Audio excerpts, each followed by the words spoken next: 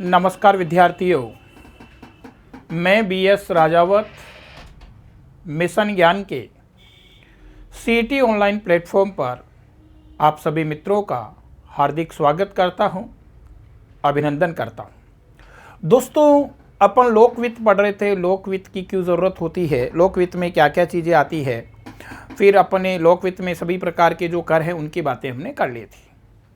तो आज हमारे को देखना है कि एक अच्छी कर प्रणाली है, उसके क्या गुण होने चाहिए। देखिएगा, हम कह रहे हैं, हमने पढ़ा है कि सरकार है, सरकार को अपने कार्यों का संपादन करने के लिए फाइनेंस की ज़रूरत होती है। हमने पढ़ा, हमने क्या पढ़ा था, हमने ये पढ़ा कि सरकार है, सरकार को विभिन्न प्रकार के आर्थिक और सामाजिक विकास के कार्य करने होते हैं। आर्थिक विकास का कार्य भी करना होता है सरकार को, सामाजिक विकास का कार्य भी करना होता है। क्यों? क्योंकि वर्तमान समय में राज्य का स्वरूप है वो कौन सा? वेलफेयर स्टेट है, लोक कल्याणकारी राज्य है, लोक कल्याणकारी राज्य है। और जो लोक कल्याणकारी राज्य होता है उसको अपने नागरिकों के आर्थिक और सामाजिक विकास के लिए कई प्रकार के काम करने होते हैं। अब आर्थिक और सामाजिक विकास के काम करने हैं तो इसके लिए सरकार को किसकी जरूरत होती है? वित्त की जरूरत होती है। इसके लिए सरकार को राजस्व की जरूरत होती है। और सरकार राजस्व जुटाने या वित्त की व्यवस्था करने के लिए अपनी जनता पे विभिन्न प्रकार के क्या लगाती है? कर लगाती है। और करों के रूप में सरकार को आय होती है। सरकार के द्वारा जनता पे जब कर लगाए जाते हैं तो इससे जनता को अपनी इनकम का एक भाग है उसका क्या करना पड़ता है? त्याग करना पड़ता है, त्याग करना पड़ता है। तो अब बात ये आती है कि जब सरकार टैक्स लगाती है तो उस टैक्स प्रणाली का स्वरूप क्या होना चाहिए, उस टैक्स प्रणाली की अच्छी बातें क्या होनी चाहिए कि लोगों को कम से कम पीड़ा हो और अप्रत्यक्ष रूप से मिलने वाला लाभ हो वो क्या हो? अधिकतम हो। देखिए, हमने बताया था कि कर जब आरोपित किए जाते हैं तो करों का नागरिकों को प्रत्यक्ष रूप से त्याग करना पड़ता है। कर का जब भुगतान किया जाता है तो प्रत्यक्ष रूप से उसको पीड़ा होती है। करों का लाभ प्रत्यक्ष नहीं होकर के अप्रत्यक्ष होता है, क्योंकि कर से जो राशि संग्रहित होती है इस राशि को सरकार विभिन्न प्रकार के लोक कल्याणकारी कार्यों पे खर्च करती है, चाहे वो शिक्षा पे हो, चाहे स्वास्थ्य पे हो, चाहे पेयजल पे हो, चाहे संचार पे हो, चाहे परिवहन पे हो। विभिन्न प्रकार के विकास कार्यों पे खर्च करती है और इन विकास कार्यों से जनता को अप्रत्यक्ष रूप से लाभ होता है। तो आज हमारे को ये पढ़ना है कि एक अच्छी कर प्रणाली है, उसके क्या गुण होने चाहिए। अच्छी कर प्रणाली किसे कहा जाएगा? जिससे जनता को पीड़ा कम से कम हो और मिलने वाला जो लाभ है, संतुष्टि है, वो अधिकतम हो। तो देखते हैं अच्छी कर प्रणाली के गुण। सबसे पहला कह रहे हो आप कि कर प्रणाली में अर्थव्यवस्था में बचत, निवेश और व्यय को प्रभावित किए बिना अधिकतम संग्रहण व न्यूनतम लागत के आधार पर करों का संग्रहण किया जाना चाहिए। देखिए, एक अच्छी कर प्रणाली कौन सी होगी? अच्छी कर प्रणाली वो होगी जो लोगों की बचत को भी प्रभावित नहीं करे, लोगों के निवेश को भी प्रभावित नहीं करे, लोगों के व्यय को भी प्रभावित नहीं करे, बहुत ज़्यादा प्रभावित नहीं करे, जिसमें करों का संग्रहण अधिकतम हो और करों के संग्रहण पे होने वाली लागत है वो क्या हो? न्यूनतम हो। अगर बेटाओ किसी देश की सरकार ने इस प्रकार का करारोपण टैक्स सिस्टम है वो अपना लिया, जिससे उस देश में लोगों की बचत भी प्रभावित हो रही है, लोगों का निवेश भी प्रभावित हो रहा है, लोगों का व्यय भी प्रभावित हो रहा है, और ये कब होगा? ये तब होगा जब टैक्स की रेट क्या होगी? अधिक होगी। टैक्स रेट है वो क्या हो? अधिक हो। और अगर किसी देश में सरकार टैक्स की रेट ज़्यादा कर देती है, अब टैक्स की रेट ज़्यादा कर देती है तो सीधी सी बात है, बचत कम होने लग जाएगी। टैक्स की रेट अगर कर की दर अधिक होती है तो लोगों की बचत कम होगी, बचत कम होगी तो निवेश कम होगा, लोगों का खर्चा है वो क्या करेगा, खर्च करने की जो परचेजिंग पावर है वो भी क्या हो जाएगी, कम हो जाएगी। और अगर ऐसी स्थिति होती है तो वो तो अर्थव्यवस्था के विकास को अवरुद्ध करती है, वो तो एक देश की अर्थव्यवस्था में मंदी को लाती है। तो पहली बात है कि एक देश की सरकार को जो कर की दर है वो ज़्यादा नहीं रखनी चाहिए, क्योंकि अगर देश की सरकार है कर की दर ऊंची रखेगी, कर की दर ज़्यादा रखेगी, तो इससे बचत भी प्रभावित होगी, निवेश भी प्रभावित होगा, व्यय भी प्रभावित होगा।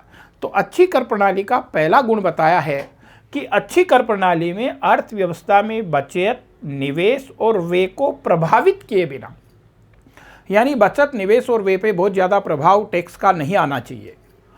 और करों के संग्रहण में लागत कैसी हो, कम हो, और करों का संग्रहण क्या हो, अधिक हो। तो पहली बात है कि इस प्रकार की कर प्रणाली अब हो जिसमें बचत, निवेश और व्यय पर ज़्यादा प्रभाव नहीं पड़े, करों के संग्रहण पे खर्चा कम हो और करों का संग्रहण अधिक हो। इस प्रकार का टैक्स सिस्टम है एक देश की सरकार को अपनाना चाहिए। तो पहला तो अच्छी कर प्रणाली का ये लक्षण हुआ। दूसरी बात, कर प्रणाली न्याय संगत होनी चाहिए। कर प्रणाली न्याय संगत होनी चाहिए। न्याय संगत का मतलब क्या है? न्याय संगत का मतलब है कि जिन लोगों की आय कम है उन पे कर की दर कम होनी चाहिए, और जिन लोगों पर आय की दर अधिक है, जिन लोगों की इनकम अधिक है, उन पे कर की दर अधिक होनी चाहिए। इसको न्याय संगत कर प्रणाली कहा जाता है। अगर आपने सभी पर एक समान कर प्रणाली को अपना दिया, अगर किसी देश ने आनुपातिक कर प्रणाली को अपनाया है या प्रतिगामी कर प्रणाली को अपनाया है, तो आनुपातिक और प्रतिगामी कर प्रणाली है वो न्याय संगत नहीं मानी जाती। क्यों नहीं मानी जाती? क्योंकि आपने पिछली क्लास में पढ़ा है, आनुपातिक जो कर प्रणाली होती है, इस आनुपातिक प्रणाली में सभी लोगों पर कर की दर है वो क्या रहती, समान रहती है। चाहे गरीब जो कम आय वाला है उस पर भी कर की दर वही है, और अधिक आय वाला है वो उस पर भी कर की दर वही है। तो इसको न्याय संगत नहीं मान सकते।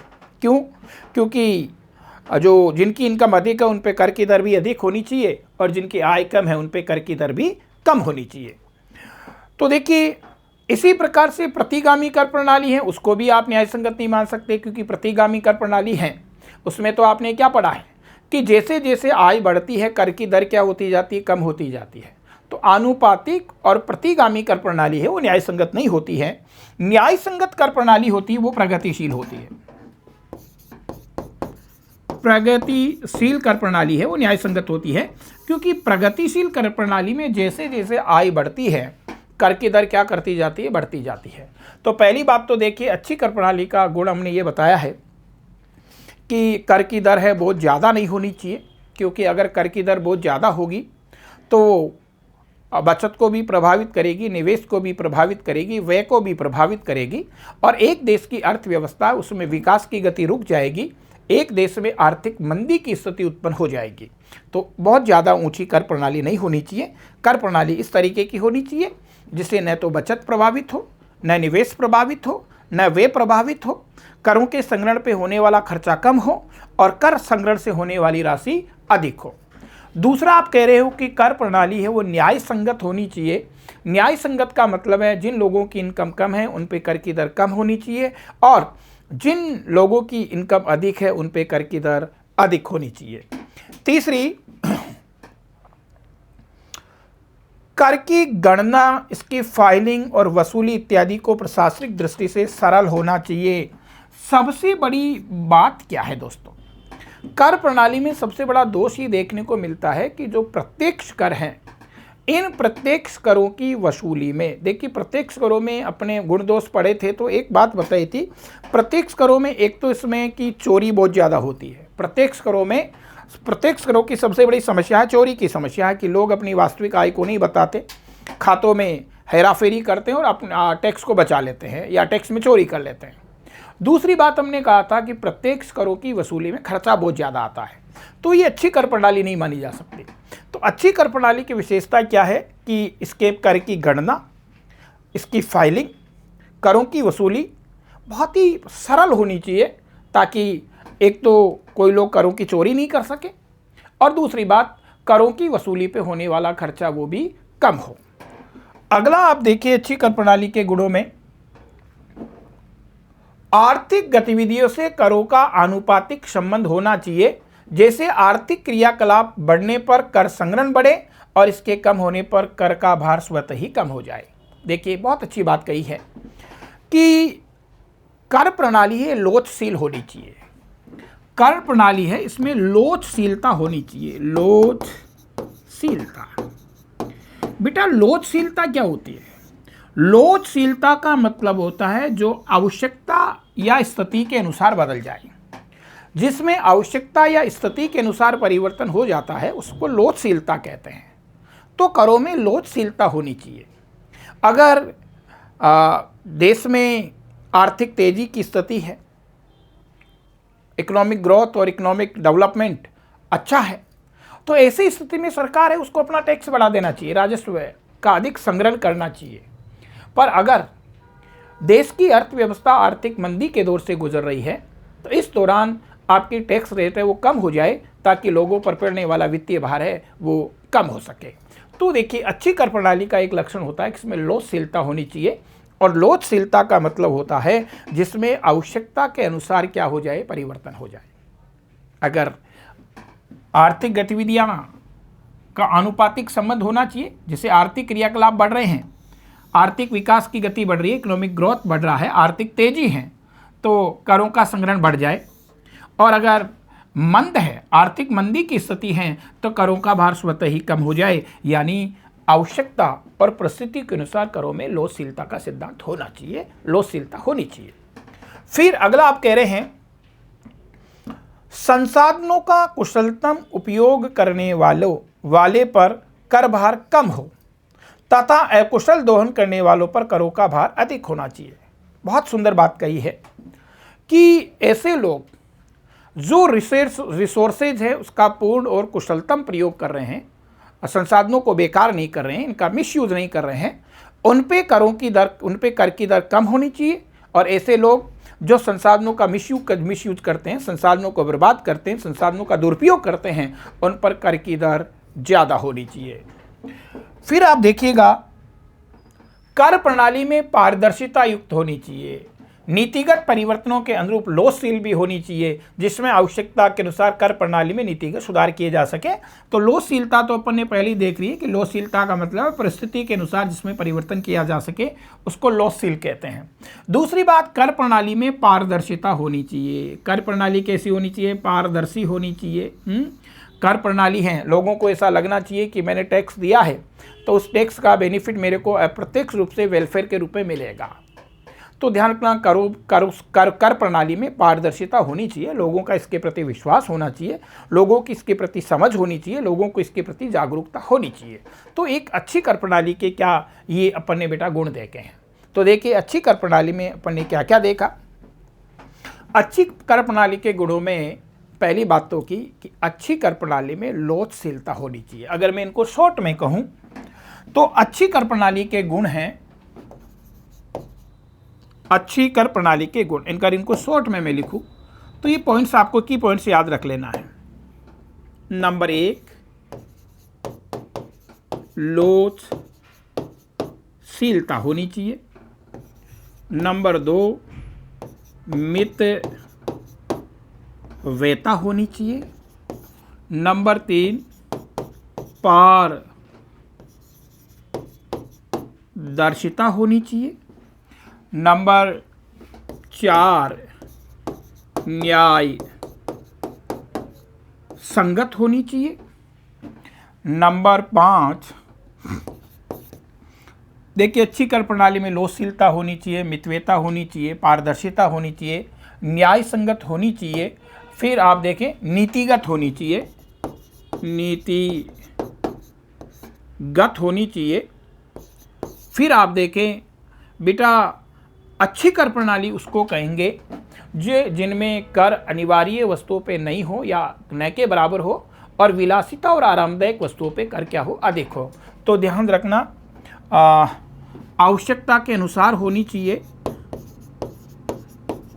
आवश्यकतानुरूप होनी चाहिए, आवश्यकतानुरूप होनी चाहिए। ये अच्छी कर प्रणाली के गुण हैं।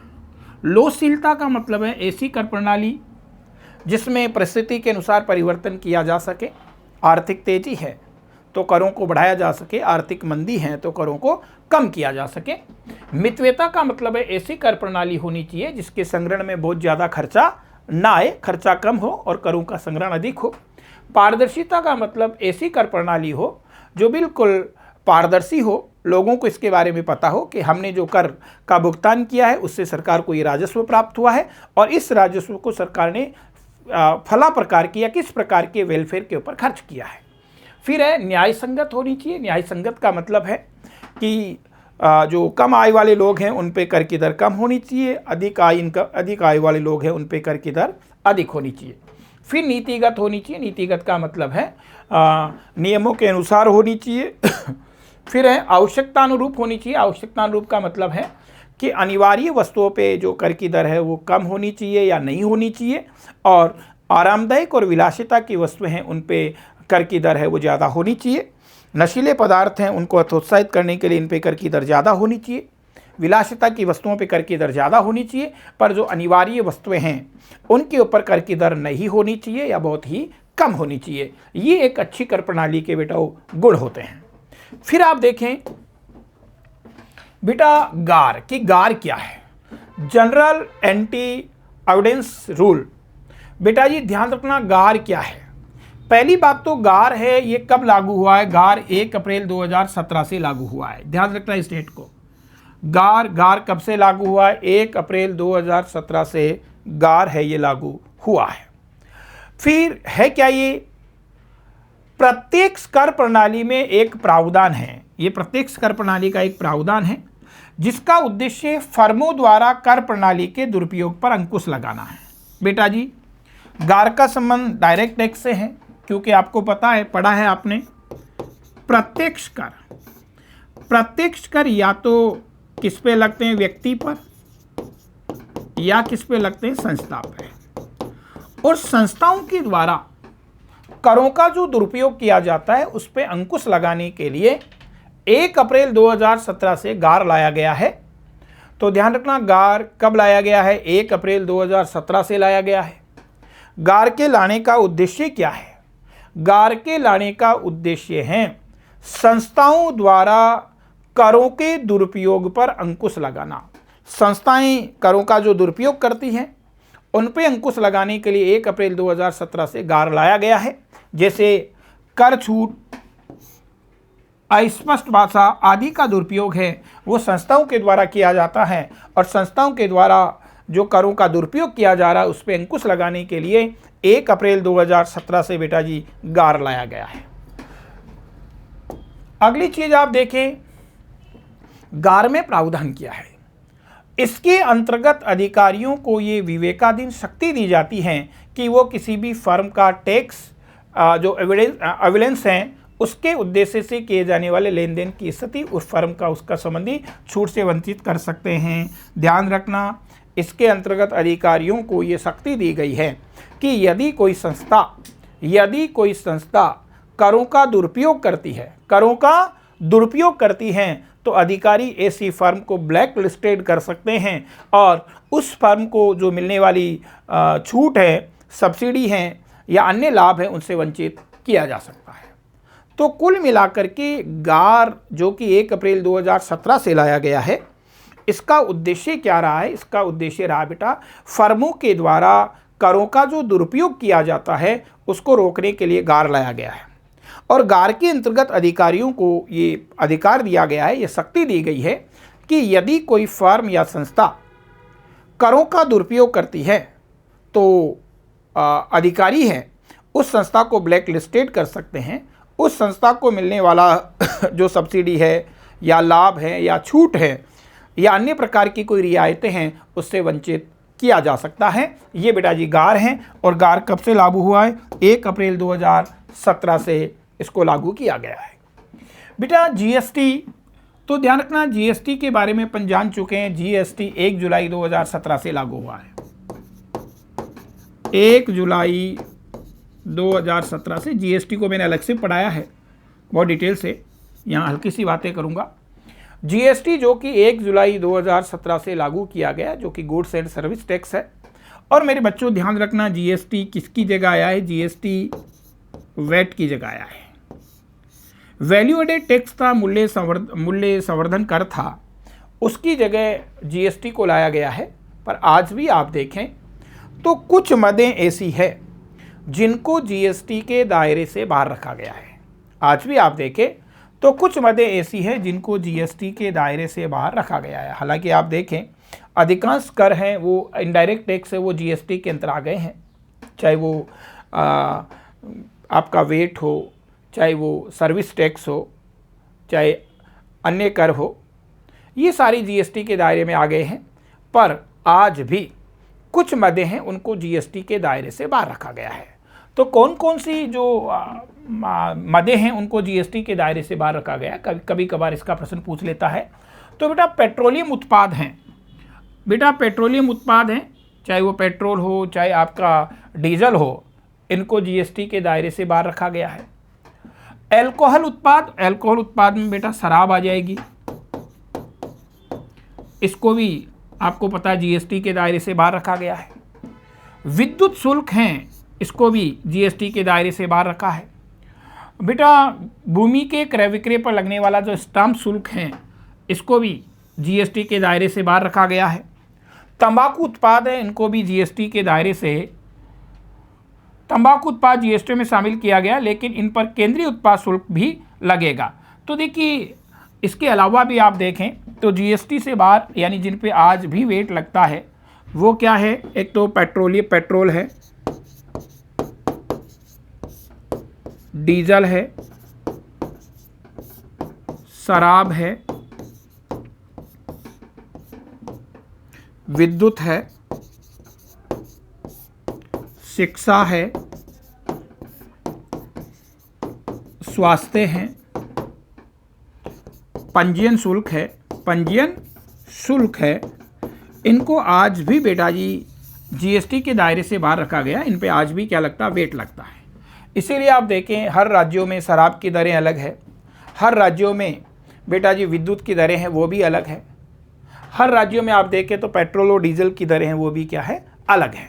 तो ध्यान रखना, भारत में अधिकांश अप्रत्यक्ष करों के स्थान पे एक संयुक्त कर लाया गया है, उसका नाम है GST, goods and service tax. Goods and service tax जो कि 1 जुलाई 2017 से प्रभावी हो गया है, लागू हो गया है। दोस्तों ध्यान रखना, जीएसटी जो कि वेट की जगह लाया गया है, पर आज भी कुछ मदें ऐसी है जिनको जीएसटी के दायरे से बाहर रखा गया है। तो उनका नाम आपको ध्यान रखना चाहिए। पेट्रोल है, डीजल है, शराब है, विद्युत है, शिक्षा है, स्वास्थ्य हैं, पंजीयन शुल्क हैं। इनको बेटा आज भी जीएसटी के दायरे से बाहर रखा गया है, आज भी इन पर वेट लगता है। इसीलिए इन सब की दरें हैं हर राज्य में क्या होती है? अलग अलग होती है। फिर आप देखिएगा सीमा शुल्क और सीमा शुल्क लगने वाला उपहार कर है, ये भी इसमें है। तो देखिए अपन ने जो पढ़ा है वो पढ़ा बेटा अच्छी कर प्रणाली के गुण, यानी अच्छी कर प्रणाली क्या है, गार क्या है, और फिर अपन ने देखा है कि किन किन चीज़ों को जीएसटी के दायरे से बाहर रखा गया है। तो एक बार फिर से देख लीजिए अच्छी कर प्रणाली। अच्छी कर प्रणाली ज़रूरी है। क्यों ज़रूरी है? क्योंकि ध्यान रखना, करों का जब भुगतान करते हैं तो जनता को उससे पीड़ा होती है। और ध्यान रखें, सरकार को अपने कर लगाते समय, करों का आरोपण करते समय इस बात को ध्यान में रखा जाना चाहिए कि पहले बात तो लोगों की स्थिति के अनुसार कर लगाया जाए। ऐसा नहीं है कि अर्थव्यवस्था आर्थिक मंदी के दौर से गुजर रही है और सरकार ने भारी मात्रा पर टैक्स लगा दिया, तो बेटा ऐसी स्थिति में जनता है वो करों का भुगतान नहीं कर पाएगी। तो स्थिति के अनुसार कर लगाया जाना चाहिए। विलासिता की वस्तुओं पर अधिक कर लगाया जाना चाहिए, अनिवार्य वस्तुओं पर कम कर लगाया जाना चाहिए, धनिक वर्ग पे अधिक कर लगाया जाना चाहिए, जिनकी इनकम कम है उन पे कम कर लगाया जाना चाहिए। तो एक अच्छी कर प्रणाली क्या है? क्यों अच्छी कर प्रणाली की ज़रूरत है? अगर आपने अच्छी कर प्रणाली नहीं अपनाई तो लोगों में कर चोरी की आदत बढ़ेगी और लोगों में कर का भुगतान न करने की प्रवृत्ति बढ़ेगी। क्योंकि अगर व्यक्ति कर चुकाने की स्थिति में नहीं है और आपने इतनी ज़्यादा मात्रा में कर लगा दिया है तो फिर बेटा क्या होगा? या तो चोरी करेगा और या होगा सो देखा जाएगा।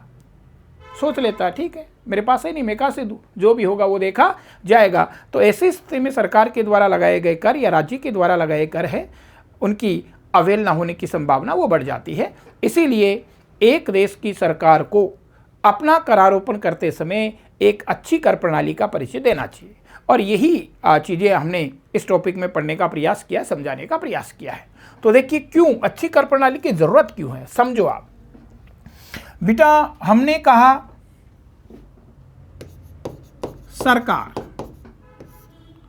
सरकार के हैं काम के लिए क्या चाहिए, राजस्व के लिए क्या लगाता है, कर। ये कर प्रत्यक्ष भी हो सकते हैं और अप्रत्यक्ष भी हो सकते हैं। यानी सरकार को अपना राजस्व जुटाने के लिए कर तो लगाना पड़ेगा, पर अब सरकार जब ये कर लगा रही है, इसको कहते हैं सरकार की कर प्रणाली, टैक्स सिस्टम।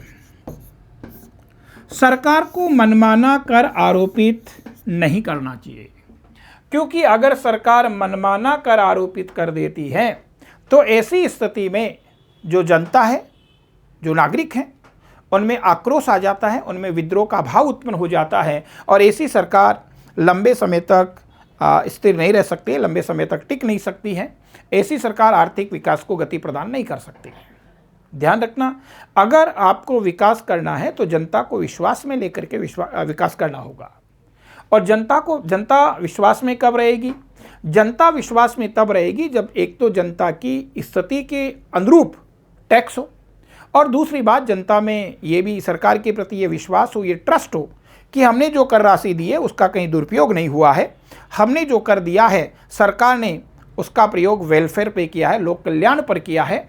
ऐसा अगर जनता में विश्वास है तो जनता है वो सरकार के समर्थन में रहेगी, सरकार के प्रति उसका विश्वास रहेगा, और ऐसी स्थिति में ही देश के आर्थिक विकास और आर्थिक वृद्धि उसको बल मिलेगा। तो ध्यान रखना, मनमाना कर है वो सरकार के द्वारा नहीं लगाया जाना चाहिए। तो देखिए क्या होना चाहिए, तो अच्छी कर प्रणाली है। कर प्रणाली में एक तो पहली बात आपने कहा कि अच्छी कर प्रणाली उसको कहेंगे जिसमें मितव्ययता हो,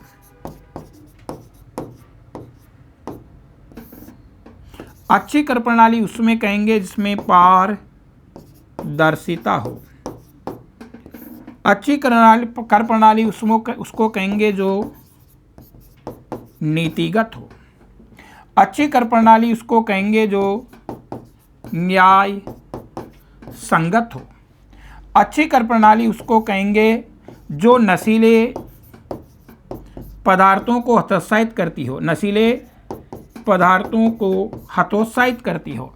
यानी अच्छी कर प्रणाली उसको कहेंगे जो नशीले पदार्थों पर ज़्यादा होती है। अच्छी कर प्रणाली उसको कहेंगे जो आर्थिक समानता स्थापित करती हो, आर्थिक समानता स्थापित करती हो। और आर्थिक समानता कब स्थापित होगी, आर्थिक समानता तब स्थापित होगी जब जो धनिक वर्ग है उस पर कर की दर ज़्यादा हो और निर्धन वर्ग पे कर नहीं हो, या निर्धन वर्ग पे कर है कम हो, तो आर्थिक समानता स्थापित होगी। तो मितव्ययता होनी चाहिए, पारदर्शिता होनी चाहिए, नीतिगत होनी चाहिए, न्याय संगत होनी चाहिए, नशीले पदार्थों को हतोत्साहित करने वाली होनी चाहिए, आर्थिक समानता पर आधारित होनी चाहिए, लोचशीलता इसमें होनी चाहिए, लोचशीलता इसमें होनी चाहिए। और लोचशीलता का अर्थ मैंने बता दिया, लोचशीलता का अर्थ है समय के अनुसार इसमें परिवर्तन हो सके। अगर आर्थिक तेजी है तो ऐसी स्थिति में करों को बढ़ाया जा सकता है, आर्थिक मंदी है, संकट की स्थिति है, तो ऐसी स्थिति में आपको करों को कम किया जा सकता है।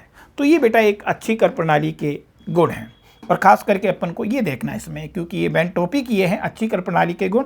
तो मितव्ययता होनी चाहिए, पारदर्शिता होनी चाहिए, नीतिगत होनी चाहिए, न्याय संगत होनी चाहिए, नशीले पदार्थों को हतोत्साहित करने होने वाली होनी चाहिए, आर्थिक समानता को स्थापित करने वाली होनी चाहिए, लोचशीलता इसमें होनी चाहिए। फिर ध्यान रखना, अनिवार्य वस्तुओं पे न के बराबर कर होनी चाहिए, विलासिता और आरामदायक वस्तुओं पे कर की दर है वो अधिक होनी चाहिए। इस प्रकार की जो कर प्रणाली है उसको अच्छी कर प्रणाली कहा जाता है। फिर बेटा जी अपन ने बात की है गार, GARR, गार। पहले बात तो गार लागू कब से हुआ, तो ये ध्यान रखना 1 अप्रैल 2017 से। और गार का उद्देश्य क्या है? गार का उद्देश्य बेटाओ कि ऐसी संस्थाएं जो करों का दुरुपयोग करती है, ऐसी संस्थाएं जो करों का दुरुपयोग करती है, अनुचित लाभ उठाती है, उन पर रोक लगाना, उन पे अंकुश लगाना, उन पे नियंत्रण लगाना, ये गार का उद्देश्य है। और गार में अधिकारियों को ये शक्ति दी गई है, ये पावर दिया गया है कि ऐसी संस्था जो करों का दुरुपयोग करती है, तो अधिकारी ऐसी संस्था को ब्लैक लिस्टेड कर सकते हैं और ऐसी संस्था को मिलने वाले जो लाभ हैं, रियायतें हैं, सब्सिडी हैं, उससे उनको वंचित कर सकते हैं। तो कुल मिला के गार का उद्देश्य है वो संस्थाओं द्वारा करों के दुरुपयोग को रोकना है। और ये लागू कब से हुआ है? 1 अप्रैल 2017 से लागू हुआ है। तीसरी बात इसमें जो मैंने पढ़ाई है कि किन किन मदों को जीएसटी के दायरे से बाहर रखा गया है। तो बेटा वो ध्यान रखना, बेटा हमने कहा कि वेट के स्थान पे जीएसटी आ गया, फिर भी कुछ चीज़ें हैं जिन पे आज भी वेट लगता है, उनका नाम याद रख लेना आपको। पेट्रोलियम है, डीजल है, शराब है, विद्युत है, शिक्षा है, स्वास्थ्य है, भूमि के क्रय विक्रय का स्टाम्प शुल्क है, इनको आज भी जीएसटी के दायरे से बाहर रखा गया है। तो देखिए आज की क्लास में अपने एक अच्छी कर प्रणाली के क्या गुण होने चाहिए, गार क्या है और किन किन मदों को जीएसटी के दायरे से बाहर रखा गया है, इनकी चर्चा हमने की है। अगली क्लास में अपन बेटा नए टॉपिक के साथ फिर से मुलाकात करेंगे। आज के लिए बहुत बहुत आशीर्वाद, शुभकामनाएं, थैंक्स।